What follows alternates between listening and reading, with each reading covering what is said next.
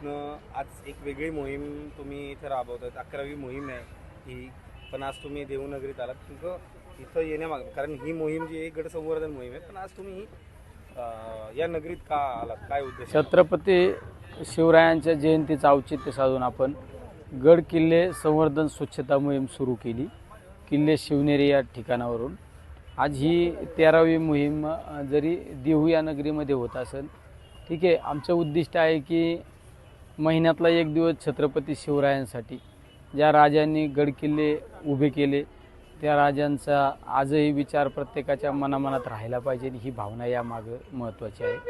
पण छत्रपती शिवरायांचे गुरु म्हणून आपण ज्यांच्याकडे पाहतो ते जगद्गुरू संत तुकाराम महाराज. 27व्या वर्षी छत्रपती शिवरायांना छत्रपती ही पदवी जर कुणी दिली असेल ती जगद्गुरू संत तुकाराम महाराजांनी दिली. आणि देहू आणि ही मावळ खोरं हे एक क्रांतीचं केंद्र म्हणून या परिसराला आपण पाहतात. हिंदवी स्वराज्याच्या स्थापनेमध्ये या परिसराचा सगळ्यात महत्त्वाचा सिंहाचा वाटा आहे. आणि छत्रपती शिवरायांच्या ह्या सगळ्या गोष्टींमागे तुकोबांचा एक महत्त्वाचा आशीर्वाद नेहमी असायचा. ही नगरी आणि तुकोबा आणि शिवराय हे भक्ती शक्तीचं नातं होतं. आणि त्यामुळं आज ह्या देहू नगरीमध्ये आम्ही ही मोहीम या ठिकाणी घेतलेली आहे. शिवाजी महाराजांचं नाव घेतल्याशिवाय या देशात राजकारण होत नाही. त्यांचा जर ठेवा आहे या देशातला, एवढं मोठे गडकोट आहे, कुठेतरी दुर्लक्ष होत आहे सरकारचं या सगळ्या गडकोटांवर. 100% दुर्लक्ष होतं आहे. आज आपण पाहिलं महाराष्ट्रात नाही पूर्ण देशामध्ये राजकीय कार्य असू, सामाजिक असू, धार्मिक कार्य असू, त्यामध्ये छत्रपती शिवरायांचं नाव घेतलं जातं. पण त्याच छत्रपती शिवरायांनी जे गडकोट किल्ले अभेद्यपणे उभे केले त्या गडकोटांची आज दुरावस्था आपल्याला पाहायला मिळत आहे. जर ते गडकोट जे किल्ले आजही अभेद्य राहिले तर तेच छत्रपती शिवरायांचे विचार प्रत्येकाच्या आज मनामनात राहतील. जोपर्यंत चंद्र सूर्य आहे तोपर्यंत हेच छत्रपती शिवरायांचे विचार राहिले पाहिजे. कारण अखंड हिंदुस्थानामध्ये एकमेव राजा असा होऊन गेला, तो 18 पगड जाती धर्माला घेऊन चालणारा राजा म्हणजे छत्रपती शिवराय. पहिलं अष्टप्रधान मंडळ जर कुणी काढलं असेल ते छत्रपती शिवरायांनी. आज पाहिलं असं आपण पाहतो की देशातलं मंत्रिमंडळ असो, राज्यातलं मंत्रिमंडळ, पण या सगळ्या गोष्टींचे संस्थापक छत्रपती शिवरायामध्ये होते. म्हणजे दूरदृष्टी असणारा राजा. त्या राजांसाठी आपण बऱ्याच वेळा राजकीय माणसं फक्त टीका टिप्पणी करतात की सरकारने हे केलं पाहिजे ते केलं पाहिजे. पण टीका टिप्पणी करण्यापेक्षा आपण एक ठिणगी म्हणून काम केलं पाहिजे. ह्या भावनेतून आम्ही आपला मावळा या नावाची एक संघटना स्थापन करून त्या संघटनेच्या माध्यमातून प्रत्येक गडावर जायचं, किल्ल्यावर जायचं, स्वच्छता करायची, त्या ठिकाणची डॉक्युमेंटरी करायची आणि केंद्र सरकारला त्या निधींच्या संदर्भात मागणी करायची. शिवरायांच्या गडांवर जाता तुम्ही, शिवरायांच्या गडांवरती जाताय, देहू नगरीत आलाय, काय ऊर्जा मिळते, काय नेमक्या भावना आहेत? ही वेगळी ऊर्जा आहे. छत्रपती शिवरायांचा ज्या ठिकाणी गडकोट उभे केले हे आपल्या सर्वांसाठी एक स्फूर्तिस्थान आहेत. हे प्रेरणास्रोत आहे. त्यामुळं ते प्रेरणास्रोत आजही अभेद्यपणे राहिले पाहिजे. त्या गडकोटांना टिकवण्यासाठी खासदार म्हणून काय पाठपुरावा? शेवट आम्ही ज्या गडकोटावर जातो, स्वच्छता करतो, संवर्धन थोड्याफार प्रमाणात जरी करत असतो, वृक्षारोपण असो, त्या ठिकाणी डस्टबिन असो, बाकडे असो, पण हे सगळं करत असताना आम्ही त्या किल्ल्यांवरली एक डॉक्युमेंटरी तयार करतो. या किल्ल्यांसाठी काय शासनाची मदत आवश्यक आहे, कशा पद्धतीने शासनाने मदत केली पाहिजे, ही मागणीसुद्धा आम्ही नेहमी त्या ठिकाणी करत असतो. तुम्ही पाहिलं असेल मागच्या केंद्राच्या अधिवेशनामध्ये सुद्धा मी मागणी केली की माझ्या छत्रपती शिवरायांच्या गडांसाठी, किल्ल्यांसाठी भरीवाशी निधी मिळाली पाहिजे. देहू नगरीत आपण स्वच्छता अभियान राबवत असताना या महाराष्ट्राच्या जनतेला काय संदेश देणार?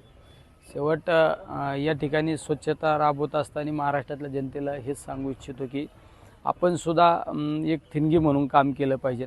आपल्या परिसरातील किल्ल्यांवर गेलं पाहिजे, ते किल्ले स्वच्छतासाठी आपण काम केलं पाहिजे. शेवट स्वच्छता करत असताना संवर्धनसुद्धा महत्त्वाचे असते. पण तुकोबांचे विचार प्रत्येकापर्यंत गेले पाहिजे. छत्रपती शिवरायांचे, माऊलींचे विचार गेले पाहिजे. कारण या भूमीमध्ये तुकोबा हे एक श्रीमंत कुटुंबातले होते, पण आपलं सगळं आपलं आयुष्य समाजासाठी खर्च केले. आपला सगळा परिवार समाजासाठी दावणीला बांधणारे तुकोबा होते. शेवट आज त्या तुकोबांच्या नामस्मरण आपण करतो. त्यामुळे एक टक्का तरी आपण तुकोबांचे, छत्रपती शिवरायांचे विचार घेऊन चाललो पाहिजे. ज्या नगरीतून ही इंद्रायणी माई वाहते, ते देहू असेल, आळंदी असेल, मात्र या इंद्रायणी नदीचं तीर्थ म्हणून महाराष्ट्रातील, देशातील नागरिक याचं सेवन करत असतात. परंतु याला दूषित करण्याचं काम या भागामध्ये घडतं आणि याचा आवाज उठवण्यासाठी आपण काय प्रयत्न करतो? हा प्रश्न बऱ्याच दिवसापासून, इंद्रायणीचा बऱ्याच दिवसापासूनचा प्रश्न आहे. माझी सरकारला आपणाद्वारे विनंती, या परिसरातील प्रत्येकाला विनंती की ही इंद्रामाई ही स्वच्छ राहिली पाहिजे. कारण याचं एक पवित्र तीर्थ म्हणून आपण घेत असतो आणि ते पवित्र तीर्थ वेगवेगळ्या ठिकाणी आलेला भाविक भक्त घेऊन जात असतो. त्यामुळं हे ठिकाण हे पवित्रच राहिलं पाहिजे. याला अपवित्र करण्याचं काम कुणीही करू नका, ही सुद्धा या ठिकाणी मी विनंती करतो. खासदार साहेब, रायगडच्या मोहिमेची जंगी तयारी सुरू, 1 लाख लोक येणं अपेक्षित आहे. नेमकं काय उद्देश काय आहे आणि 12वी मोहीम आहे, काही वेगळं पाहायला भेटणार आहे का या मोहिमेत? शेवट आम्ही ही मोहीम सुरू केल्यानंतर छत्रपती शिवाजी महाराजांचं जन्मस्थळ शिवनेरी या ठिकाणी या मोहिमेला सुरुवात केली. त्यानंतर छत्रपती संभाजी महाराजांनी धर्मासाठी आपलं बलिदान दिलं, त्या धर्मवीर गडावर आम्ही गेलो. तीच मोहीम नंतर आम्ही ज्या ठिकाणी रायरेश्वरावर छत्रपती शिवरायांनी आपल्या मुठभर मावळ्यांना बरोबर घेऊन हिंदवी स्वराज्याची शपथ घेतली आणि ते सत्यात उतरवण्याचं काम केलं. त्या रायरेश्वरावर गेलो. नंतरच्या कालखंडामध्ये आम्ही सालेर असू, रामशेज असू, तिकोना असू, सिंहगड असू, भुदरगड असू, अशा वेगवेगळ्या किल्ल्यावर आम्ही जाऊन ही मोहीम केलेली आहे.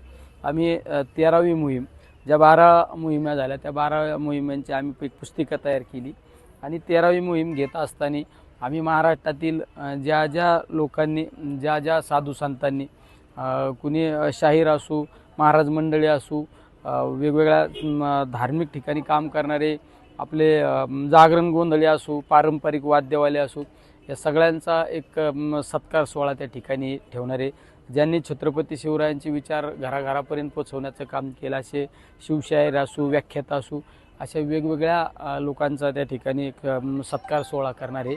आणि तो शिवसोहळा आपण एक 2 दिवसाचा शिवसोहळा करणार आहे. त्या शिवसोहळ्यासाठी कमीत कमी महाराष्ट्रातील एक 60 ते 70 हजार शिवभक्त उपस्थित राहतील, ही एक त्या ठिकाणी सांगू इच्छित. काही प्रमुख पाहुणे येण्याची चर्चा सुद्धा आहे. हा कार्यक्रम आपले सर्वांचे नेते, देशाचे नेते, ज्यांनी खऱ्या अर्थाने छत्रपती शिवरायांच्या विचाराला प्रेरित होऊन काम केलं.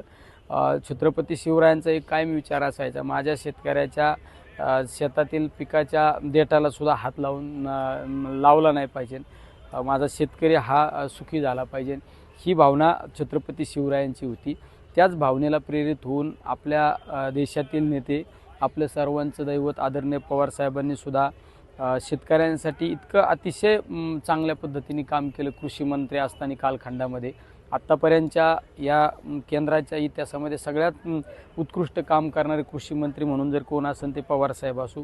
अशा वेगवेगळ्या क्षेत्रामध्ये पवारसाहेबांनी ज्या छत्रपती शिवरायांनी आरमार उभं केलं, इंग्रजांशी लढा उभा केला, त्याच पद्धतीने पवारसाहेबांनी संरक्षण मंत्री असताना सुद्धा एक मोठ्या प्रमाणात आपल्या देशामध्ये क्रांती घडवण्याचं काम केलं.